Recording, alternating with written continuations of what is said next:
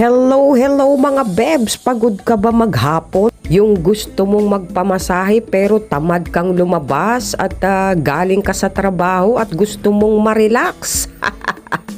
Ay eto na yun mga bebs, meron akong nabili nga back massager.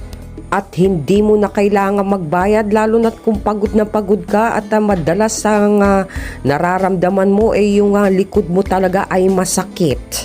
At wala ka ring maasahan para magmasahe ng likod mo. At hindi mo na rin kailangang utusan yung mga anak mo o ang asawa mo para masahiin ka. Dahil eto na mga bebs, nakikita nyo ba yan? Subok ko na yan mga bebs at ilang beses na akong nagpapahilot dyan. At ginagamit din yan ng anak ko at ng asawa ko. Dahil talaga namang nakaka-relax. At meron din yang control mga bebs, hanggang 15 minutes yan. At meron din yang heating element. Kung gusto mo mainit-init sa likod mo para kang binibentosa. At gusto mo rin kung ang speed niya ay mabilis o mabagal lang, depende sa gusto mo.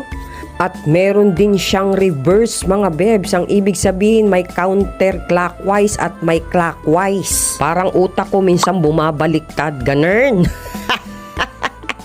Pero walang halong biro mga bebs. Ay napakaganda talaga nitong massager na to. Wala pa tong 1,000, parang nasa 800 lang siya. Pwede mo siyang gamitin sa binti. Pwede rin sa upper back at sa lower back. Yan, nasa lower back ko yan mga bebs.